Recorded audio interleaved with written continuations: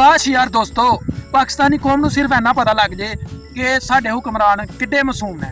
ਸਹੀ ਗੱਲ ਹੈ, ਕੋਈ ਉਹਨਾਂ ਕੋਲੋਂ ਲੱਖ ਰੁਪਇਆ ਖੋ ਕੇ ਲੈ ਜੇ, ਕੋਈ 2 ਲੱਖ ਖੋ ਕੇ ਲੈ ਜੇ, ਅਰਬ ਖੋ ਕੇ ਲੈ ਜੇ, ਠੀਕ ਹੈ, ਤੇ ਉਹਨਾਂ ਨੇ ਉਹਨੂੰ ਕਦੀ ਕੁਛ ਨਹੀਂ ਕਿਹਾ। ਸਹੀ ਗੱਲ ਅੱਛਾ ਹਮਕੋ ਸਿਖਾ ਰਿਹਾ ਹੈ। ਉਹ ਤੇ ਆਵਾਮ ਦਾ ਜਿਹੜਾ ਨਾ ਭਲਾ ਸੋਚ ਰਹੇ ਨੇ, ਜਿਹੜੇ ਉਹਨਾਂ ਦੇ ਨੌਕਰ ਚਾਕਰ ਨੇ। ਸਹੀ ਗੱਲ ਹੈ, ਅਰਬਾਂ ਰੁਪਇਆ ਲੈ ਕੇ ਚੱਲ ਜਾਂਦੇ ਨੇ, ਲੇਕਿਨ ਉਹ ਕੁਛ ਨਹੀਂ ਕਹਿੰਦੇ।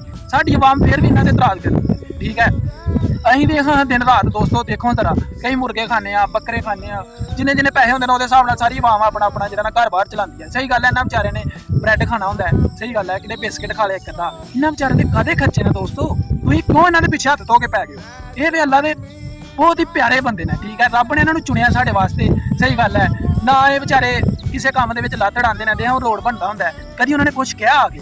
ਕਿਉਂ ਕਹਿੰਦੇ? ਇਸ ਵਾਸਤੇ ਨਹੀਂ, ਇਹ ਆਵਾਮ ਦਾ ਕੰਮ ਹੈ। ਹੁਣ ਤੋਂ ਯਾਰ ਆਪਣੀ ਮਰਜ਼ੀ ਨਾਲ ਹੋਏ ਕਰਦਾ, ਠੀਕ ਹੈ ਨਾ, ਕਿਸੇ ਕੰਮ ਦੇ ਵਿੱਚ ਦਖਲਅੰਦਾਜ਼ੀ ਨਹੀਂ ਦਿੰਦੇ, ਠੀਕ ਹੈ। ਇਹ ਹੁਣ ਸਾਡੇ ਸਕੂਲ ਵੇਖ ਗਏ ਨੇ, ਠੀਕ ਹੈ। ਇਹ ਵਿਚਾਰੇ ਬਹੁਤ ਅੱਛੇ ਲੋਕ ਨੇ, ਪੜ੍ਹੇ ਲਿਖੇ ਲੋਕ ਨੇ।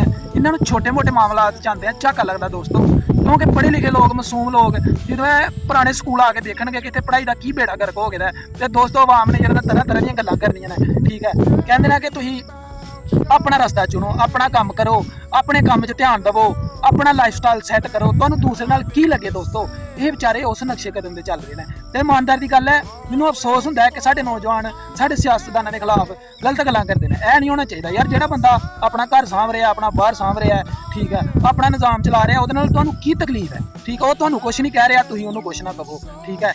ਤੇ ਮਾਸੂਮ ਲੋਕਾਂ ਦੀ ਕਦਰ ਕਰ ਲਓ ਦੋਸਤੋ। ਪੁੱਛੋ ਜਾ ਕੇ ਇੰਡੀਆ ਵਾਲੇ ਨੂੰ, ਜਿਨ੍ਹਾਂ ਦਾ ਬੇੜਾ ਗਰਕ ਹੋ ਗਿਆ, ਉਹਨਾਂ ਨੂੰ ਸਿਆਸਤਦਾਨ ਸਹੀ ਨਹੀਂ ਮਿਲੇ ਦੋਸਤੋ। ਪੁੱਛੋ ਜਾ ਕੇ ਹੋਰ ਕੰਟਰੀ ਵਾਲਿਆਂ ਨੂੰ, ਉਹਨਾਂ ਨੂੰ ਐਡੇ ਮਾਸੂਮ ਸਿਆਸਤਦਾਨ ਕਦੀ ਨਹੀਂ ਲੱਭੇ।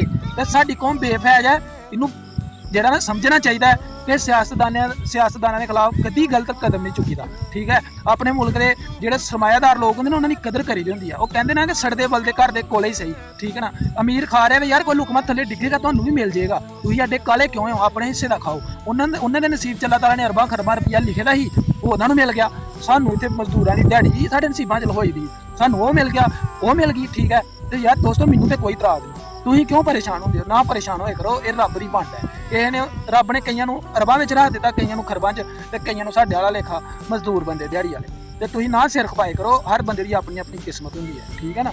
ਤੇ ਨਾ ਯਾਰ ਆਪਣੇ ਸਿਆਸਤਦਾਨਾਂ ਨੂੰ ਗਲਤ ਕਰੋ। ਇਹ ਬਹੁਤ ਮਾਸੂਮ ਲੋਕ ਨੇ, ਇਹ ਸਾਡੇ ਮਾਮਲਾ ਦੇ ਵਿੱਚ ਨਹੀਂ ਆਉਣਾ ਚਾਹੁੰਦੇ, ਕਿਉਂ? ਅਸੀਂ ਲੋਕ ਅਨਪੜ੍ਹ ਹਾਂ, ਸਾਨੂੰ ਬੋਲਣ ਦਾ ਨਹੀਂ ਪਤਾ। ਸਾਨੂੰ ਲੋਕਾਂ ਨੂੰ ਇਸ ਪਾਕਿਸਤਾਨੀ ਕੌਮ ਨੂੰ ਤੁਰਨ ਫਿਰਨ ਦਾ ਨਹੀਂ ਪਤਾ। ਇਸ ਵਾਸਤੇ ਉਹ ਸਾਡੇ ਮਾਮਲਾ 'ਚ ਦਖਲਅੰਦਾਜ਼ੀ ਨਹੀਂ ਕਰਦੇ। ਸਾਨੂੰ ਜਿਹੜੇ ਨਾ ਬਣੇ ਬਣਾਏ ਨਵੇਂ ਰੋਡ ਚੰਗੇ ਨਹੀਂ ਲੱਗਦੇ। ਅਸੀਂ ਗੱਡੀ ਤੇਜ਼ ਦੜਾਉਂਦੇ ਹਾਂ।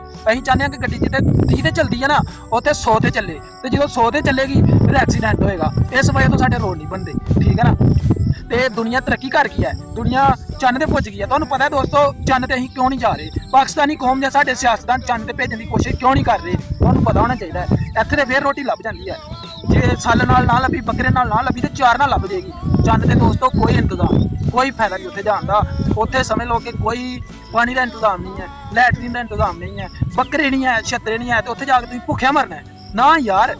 ਇਹ ਚੰਨ ਤੇ ਜਾਣ ਵਾਲੀਆਂ ਗੱਲਾਂ ਨਾ ਕਰੇ ਕਰੋ। ਇੱਥੇ ਫੇਰ ਵੀ ਤੁਸੀਂ ਖਾ ਰਹੇ ਹੋ। ਜੇ 3 ਟਾਈਮ ਨਹੀਂ ਲੱਭਦੀ ਤੇ 1 ਟਾਈਮ ਲੱਭ ਜਾਂਦੀ ਹੈ। ਤੇ ਆਪਣੇ ਸਿਆਸਤਦਾਨਾਂ ਤੇ ਰਾਜ਼ੀ ਹੋ ਜਾਓ। ਮੈਂ ਤੁਹਾਨੂੰ ਸਹੀ ਕਹਿਣਾ, ਇਹ ਤਾਰੀਖ ਦੇ ਵਿੱਚ ਇਹ ਸਿਆਸਤਦਾਨਾਂ ਦਾ ਨਾਂ ਹੈ। ਅਲਹਮਦੁਲਿਲਾ, ਅਸੀਂ ਫਖਰ ਮਹਿਸੂਸ ਕਰ ਰਹੇ ਹਾਂ। ਪੂਰੀ ਪਾਕਿਸਤਾਨੀ ਕੌਮ ਐਪਰੀਸ਼ੀਏਟ ਕਰੇਗੀ ਇਨਸ਼ਾਅੱਲਾ ਕਿ ਇਹ ਸਿਆਸਤਦਾਨ ਬਹੁਤ ਹੀ ਅੱਛੇ ਲੋਕ। ਕਸੂਰ ਕਿਹਦਾ? ਆਵਾਮ ਦਾ। ਆਵਾਮ ਨੂੰ ਮੁਤਮਿਨ ਨਹੀਂ ਹੈ। ਆਵਾਮ ਜਿਹੜਾ ਨਾ 24 ਘੰਟੇ ਪਿੱਛੇ ਤੁਹਾਨੂੰ ਲੈਣਾ ਬਣਾਉਣ ਦਾ ਸ਼ੌਕ ਹੈ। ਆਪਣੇ ਆਪਣੇ ਘਰਾਂ ਬੈਠੋ, ਆਪਣਾ ਆਪਣਾ ਕੰਮ ਕਰੋ। ਸਿਆਸਤਦਾਨ ਆਪਣਾ ਕੰਮ ਫੁੱਲ ਇਮਾਨਦਾਰੀ ਨਾਲ ਕਰ ਰਹੇ ਨੇ। ਕੀ ਹੈ ਕਿ ਆਵਾਮ ਨਹੀਂ ਡੱਕੀ ਜਾ ਰਹੀ। ਉਹ ਲੋਕ ਤੇ ਇਮਾਨਦਾਰ ਨੇ, ਆਵਾਮ ਬੇਈਮਾਨ ਹੈ। ਆਵਾਮ ਦਾ ਕਸੂਰ ਹੈ। ਸਿਆਸਤਦਾਨ ਬਹੁਤ ਅੱਛੇ ਨੇ। अस्सलाम वालेकुम।